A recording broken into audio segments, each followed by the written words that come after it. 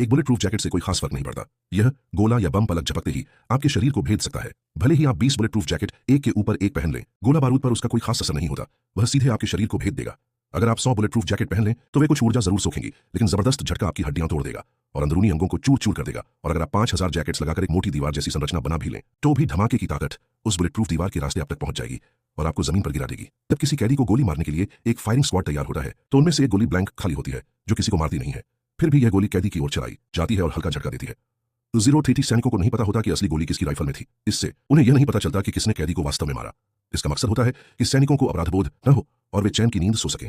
द्वितीय विश्व युद्ध के दौरान अमेरिकी सैनिक जब M1 गारंट राइफल में गोली डालते थे तो अक्सर अपनी उंगलियां ऊपर रखते थे, क्योंकि यदि गोली डालने में देरी होती तो राइफल का बोल्ट अचानक तेजी से बंद हो जाता और यदि हाथ समय पर न हटे तो उंगली कुचल सकती थी।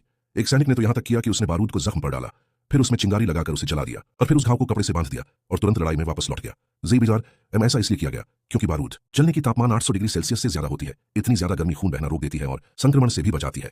कुछ सैनिक घायल होने पर फौजी चींटी का इस्तेमाल करते थे। वो चींटी को जख्म प्रेस टूटी मफिन सिस्टोन बिंग पर लगाते जिससे वह किनारे को काटकर कसकर पकड़ लेती, फिर उसके शरीर को तोड़कर सिर्फ सिर और जबड़े को वहीं छोड़ देते, जो अब सिलाई के धागे की तरह काम करता। इस प्रक्रिया को बार बार दोहराकर जख्म को पूरा सिल दिया जाता। कुछ सैनिक राइफल की ट्रिगर को एक डोरी से पानी की बाल्टी में बांध देते। जैसे जैसे पानी धीरे धीरे भरता बाल्टी भारी होती जाती और एक समय पर ट्रिगर दब जाता और गोली चल जाती।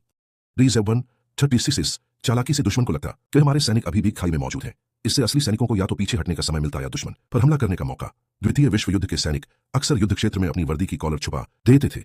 वह इसलिए कि कॉलर पर उनका रैंक और बैज लगा होता था जिसे वे गर्व से पहनते थे।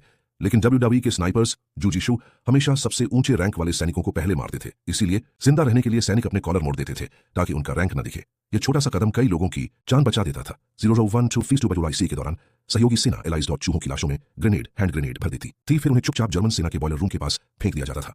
जब जर्मन सैनिक उन मरे चूहों को देखते तो स्वाभाविक रूप से उन्हें उठाकर जलाने के लिए बॉयलर में डाल देते। जैसे ही चूहा जलता ग्रेनेड फट जाता और जर्मन ठिकानों को भारी नुकसान पहुंचाता। हालांकि जर्मनों ने यह चूहा बम